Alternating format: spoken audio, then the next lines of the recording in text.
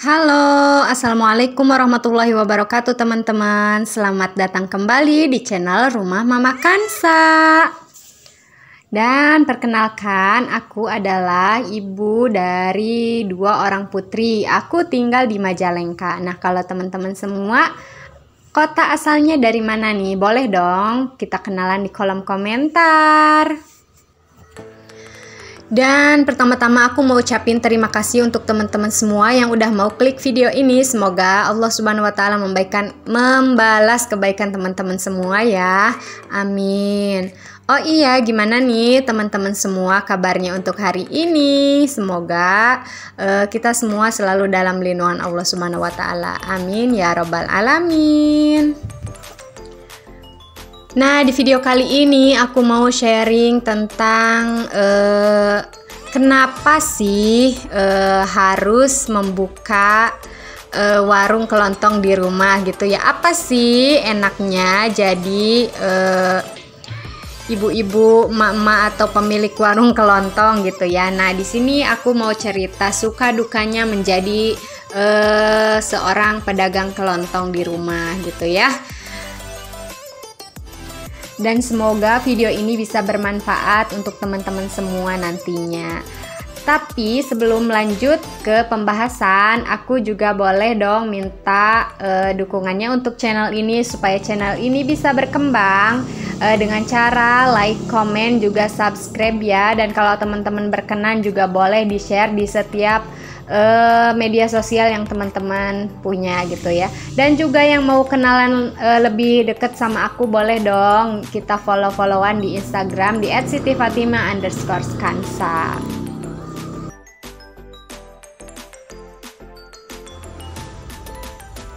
Nah, ini adalah kegiatan siang aku. Jadi pas anakku yang kecil bobo, aku biasanya pergi belanja gitu ya. Mumpung anak ditemenin sama pak suami. Karena suami aku juga bekerjanya dari rumah ya. Jadi kami tuh sama-sama buka usaha sendiri. Untuk suami buka cucian motor sama mobil, dan untuk aku sendiri aku milih untuk buka warung gini. Terus aku juga disambi sama jualan bensin eceran. Terus aku juga nyediain pulsa gitu ya. Semoga teman-teman juga yang punya usaha dilancarkan, dimudahkan segalanya oleh Allah ya. Dan semoga mendapatkan keberkahan. Amin ya robbal alamin.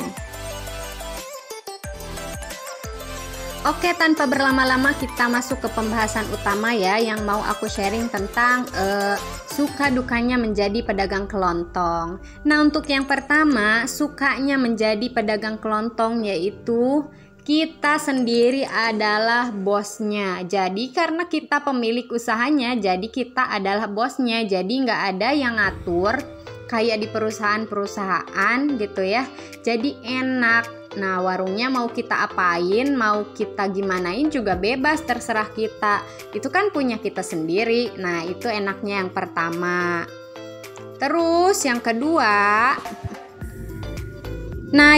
itu enaknya lagi jadi pedagang kelontong itu pekerjaannya santai tapi ya pasti. Gimana maksudnya santai tapi pasti? Ya pekerjaannya santai, bisa disambi gitu ya. Bisa sambil ngurus anak, bisa sambil nonton TV, bisa sambil main HP, bisa sambil ngerjain kerjaan rumah, bisa sambil ngerjain hobi.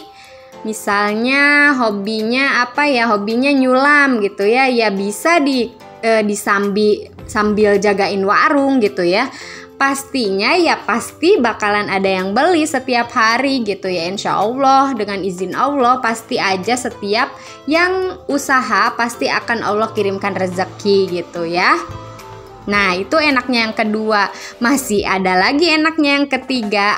Apa sih enaknya yang ketiga? Jadi pemilik warung, toko, atau usaha kelontong.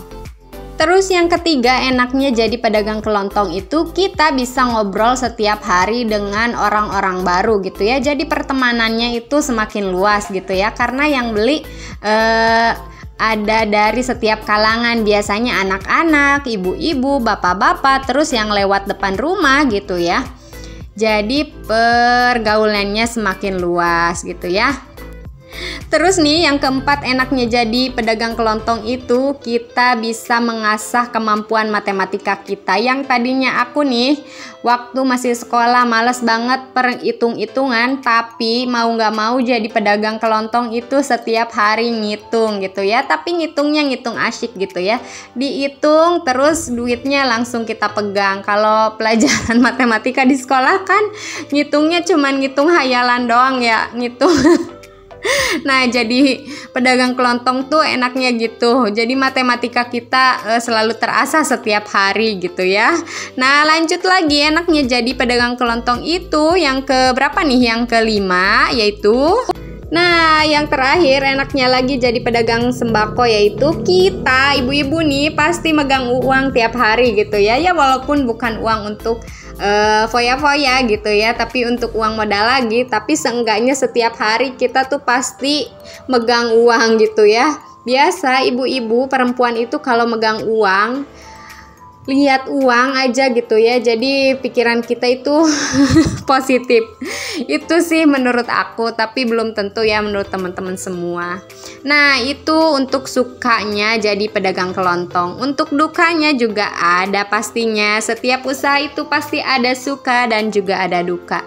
Yang pertama, dukanya itu kalau di warung kita itu banyak yang ngutang. Nah, itu baru deh pening-pening kepala sedikit ya. Kalau ngutangnya bener sih, hari ini ngutang, besok lusa atau seminggu bayar, itu nggak apa-apa ya. Nah, kalau yang ngutang terus kabur, itu tuh yang bikin pusing. Terus dukanya yang kedua juga, setiap malam gitu ya, atau kapanpun, setiap siang juga ya, biasanya kalau istirahat itu sering terganggu gitu ya. Jadi biasanya nih aku kalau lagi tidur siang gitu ya, nemenin anakku tidur siang, pasti deh ada aja yang beli gitu ya. Mau nggak mau kan kita harus bangun gitu ya. Itu dukanya. Terus lanjut lagi, juga menjadi pedagang kelontong itu ya kalau lagi sepi, terus kerugian juga ditanggung sendiri gitu ya. Jadi kan yang namanya usaha itu nggak selalu rame gitu ya. Qadarullah pasti aja ada hari-hari sepinya gitu ya.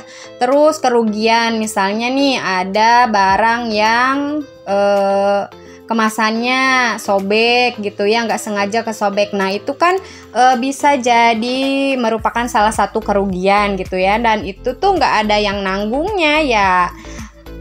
Suka dukanya itu ya tanggung sendiri gitu ya, karena ya itu tadi yang pertama, kita kan sebagai pemiliknya, kita bosnya, ya kerugian juga kita tanggung sendiri gitu. Nah mungkin itu ya suka dukanya menjadi pedagang kelontong yang bisa aku share di kesempatan kali ini. Nah, barangkali teman-teman semua juga punya suka duka yang lain yang belum aku bahas di sini, boleh ya kita sharing di kolom komentar biar kita sama-sama belajar, sama-sama menambah ilmu. Nah, ini dia salah satu contoh dari kebebasan gitu ya, kebebasan menjadi pemilik warung sembako, yaitu yang tadi aku bahas ya. Jadi bisa disambi-sambi. Ini aku sambil jagain warung, sambil beresin juga pekerjaan rumah, sambil ngurus anak aku juga, sambil main HP juga gitu ya. Nah, itu tuh enaknya jadi pedagang kelontong. Nah, untuk teman-teman semua yang udah punya niatan mau buka usaha apa nih di rumah, nah aku saranin untuk usaha kelontong aja. Selain modalnya minim, juga pekerjaannya itu mengasyikan gitu ya. Bisa disambi-sambi dengan pekerjaan lain gitu. Nggak perlu ninggalin anak di rumah aja, tapi bisa menghasilkan uang ya, walaupun sedikit, yang penting berkah ya. Insya Allah sedikit-sedikit, tapi kalau dikumpulin tiap hari insya Allah jadinya banyak gitu ya. Dan biasanya aku kalau ngumpulin dari hasil warung aku tuh nggak banyak-banyak, karena aku juga kan warungnya modalnya kecil gitu ya. Paling sehari aku baru bisa menghasilkan 100 sampai 300 ribu gitu ya. Dan itu pun udah alhamdulillah banget gitu ya. Jadi paling sehari aku nabung 5 atau 10 ribu aja gitu ya, biar usahanya nggak bangkrut gitu ya. Jadi sedikit-sedikit aja. Nah, semoga video ini bisa bermanfaat ya. Yang udah punya niatan, hayu semangat untuk buka usaha dari rumah, usaha apapun itu gitu ya. Mau buka usaha pulsa, mau warung, mau jualan gas, mau jualan makanan gitu ya. Semangat ya. Kita sama-sama berdoa semoga usaha kita selalu diberi kelancaran oleh Allah. Nah, mungkin sekian tips dari aku, dan aku mau ngucapin terima kasih sebanyak-banyaknya untuk teman-teman yang udah nonton video ini, yang udah subscribe, yang udah setia, yang udah komen positif. Semoga Allah membalas kebaikan teman-teman ya. Mohon maaf juga kalau ngomong aku belepotan.